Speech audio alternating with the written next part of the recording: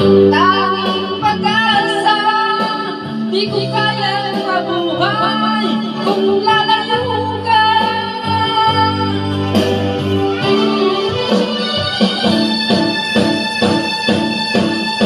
Di ko kayang tanggapin na mawawala ka na sa akin. Napakasakit naman